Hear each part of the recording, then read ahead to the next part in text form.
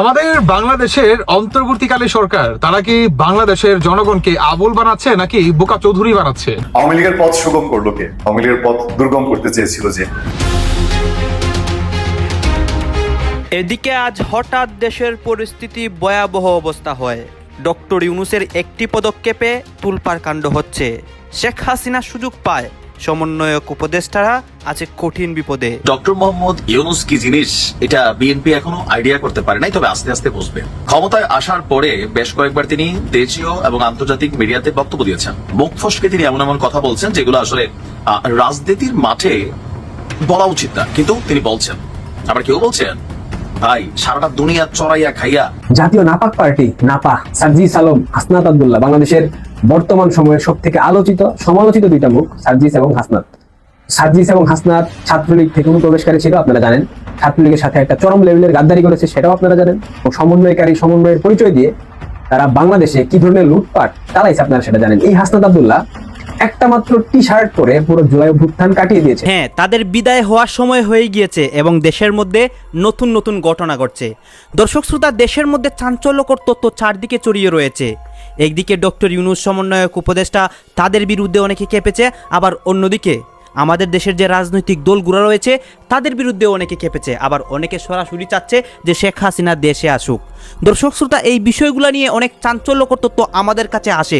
সেই তথ্যগুলো আপনাদেরকে এই জায়গায় এক এক করে ধারাবাহিকলি দেখাবো। এই ভিডিওগুলো দেখলে আপনাদের মনে যতগুলো কনফিউশন রয়েছে সকল কনফিউশন দূর হয়ে যাবে। আসুন দর্শক, আমরা কথা না বাড়িয়ে ভিডিওর মূল আলোচনাগুলো দেখে আসি। এইখানে সর্বশেষ সেনাপ্রধান কি অ্যাকশন নেন, ডক্টর ইউনূস সমন্বয়ক সার্জিস হাসনাত তাদের কি হয় এবং শেখ হাসিনা কিভাবে আসে, সকল বিষয় মানে স্পষ্ট ক্লিয়ার হতে পারবেন।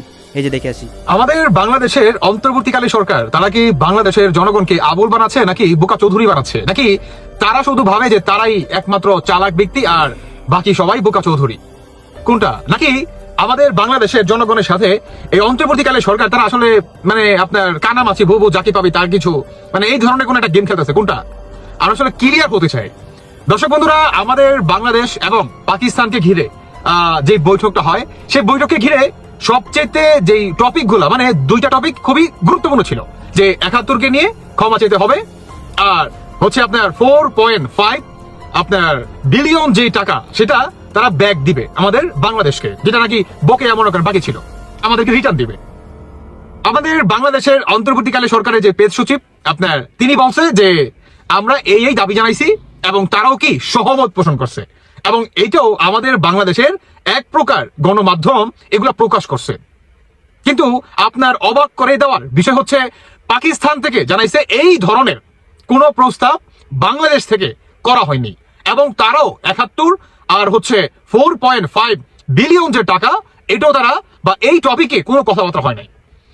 ইতিপূর্বে আপনারা জানেন যখন আমাদের বাংলাদেশের অন্তর্বর্তীকালে সরকার প্রধান ডক্টর ইউনূস আর হচ্ছে ভারতের নরেন্দ্র মোদী সরকারের সাথে একটা বৈঠক হয়, সেই বৈঠককে কেন্দ্র করে আমাদের বাংলাদেশের পেজ সচিব শফিকুল আলম তিনি বলছে যে শেখ হাসিনাকে আমরা রিটার্ন চাইছি এবং ভারতও এটার সাথে সহমত পোষণ করছে, তারাও আমাদের সাথে কূটনৈতিক সুসম্পর্ক কিংবা বাংলাদেশের সাথে সুসম্পর্ক বজায় রাখার জন্য তারা রাজি হয়েছে।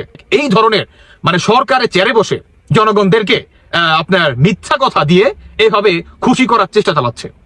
আচ্ছা, একটা দেশের নামে এত বড় একটা মিথ্যা কথা বলাটা কি খুবই জরুরি ছিল এই অন্তর্বর্তীকালে সরকারের পক্ষ থেকে? তিনি আসলে কেন এত বড় মিথ্যা কথাটা বললো? এটার পিছনে আমি দুইটা কারণ মনে করেন খুঁজে পাইছি।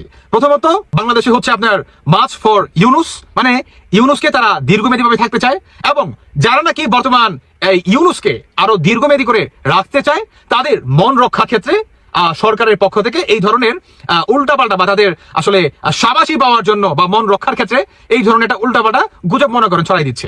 এটা ভাই আমার ধারণা, যদি এটা নাই হয় তাহলে সরকার কেন আসলে সত্য কথাটা বললো না? এখন পাকিস্তান তো স্টেট ফরওয়ার্ড, তারা মানা করতেছে যে এই ৭১ ইস্যুতে আর বকেয়া বিল ইস্যুতে পাকিস্তানের সাথে কোনো পরামর্শ কিংবা এই টপিকে কোনো কথাই হয় নাই। হঠাৎ একটা স্পর্শকাতর সূত্র থেকে ফোন আসলো, ফোনে আসার পরে কয়েকটা তথ্য দিল, এরপর অনেকক্ষণ হাসলাম। জাতীয় নাপাক পার্টি নাপা সার্জিস আলম, হাসনাত আব্দুল্লাহ বাংলাদেশের বর্তমান সময়ের সব থেকে আলোচিত সমালোচিত দুইটা মুখ সার্জিস এবং হাসনাত। সার্জিস এবং হাসনাত ছাত্রলীগ থেকে অনুপ্রবেশকারী ছিল, আপনারা জানেন। ছাত্রলীগের সাথে একটা চরম লেভেলের গাদ্দারি করেছে, সেটাও আপনারা জানেন। এবং এখন এই মুহূর্তে যে জাতীয় নাগরিক পার্টিতে তারা রয়েছে এবং সমন্বয়ের পরিচয় দিয়ে তারা বাংলাদেশে কি ধরনের লুটপাট চালাইছে আপনারা সেটা জানেন। এই হাসনাত আব্দুল্লাহ একটা মাত্র টি শার্ট পরে পুরো জুলাই অভ্যুত্থান কাটিয়ে দিয়েছিল। এই সার্জিস আলম বারান্দায় ঘুমাতো এবং বাড়িতে যাওয়ার সময় ট্রেনের টিকিটের জন্য লম্বা লাইন দিয়ে দাঁড়িয়ে থাকতো। আমি টিএসসিতে বহুবার এই ছেলেকে দেখেছি, আমি যখন দেশে ছিলাম তখন এই সার্জিস ছাত্রলীগের সভাপতি সাদ্দামের কাছে টাকার জন্য ধর্ণা ধরে বসে থাকতো যে কখন টাকা দেবে সাদ্দাম ভাই। আর এরপর সে ট্রেনে আমরা এখানে দেখতে পাচ্ছি অনেক বিষয় নিয়ে অনেক কথা হচ্ছে এবং দেশের রাজনৈতিক প্রেক্ষাপট এইসব বিষয় নিয়ে বিশেষ করে কথা হচ্ছে।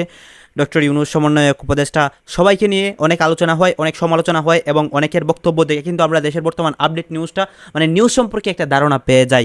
দর্শক শ্রোতা, এতক্ষণ আপনাদেরকে যা কিছু দেখিয়েছি সব কিছু কিন্তু আমরা সোশ্যাল মিডিয়া থেকে সংগ্রহ করেছি এবং তারপরে আপনাদেরকে দেখিয়েছি। এইখানে আমাদের নিজস্ব কোনো মন্তব্য নেই বা নিজস্ব কোনো সিদ্ধান্ত নেই। তাদের এই কথাগুলো শুনে আপনাদের কাছে কেমন লাগতেছে এবং এই যে অনেকে বলতেছে তারা শেখ হাসিনাকে চায়, আবার অনেকে যে সামাজিক যোগাযোগ মাধ্যমে বক্তব্য দিয়ে বলে যে তারা ডক্টর ইউনূস বা অনেকে চায় না, তাদের কথাগুলো মানে তাদের কথাগুলোর সাথে কি আপনারা একমত পোষণ করেন নাকি দ্বিমত পোষণ করেন? আপনারা অবশ্যই আপনারা কমেন্ট বক্সে লিখে যাবেন। আর হ্যাঁ, সর্বশেষ আপনাদের কাছে আমাদের একটা রিকোয়েস্ট থাকবে, আপনারা যদি আমাদের চ্যানেলে নতুন দর্শক হয়ে থাকেন চ্যানেলটি সাবস্ক্রাইব করবেন। এই সাবস্ক্রাইব বাটনে ক্লিক দেওয়ার পর বেল আইকনটি বাজাবেন যাতে করে নেক্সট ভিডিওটা সবার আগে আপনাদের কাছে পৌঁছে যায়। ধন্যবাদ।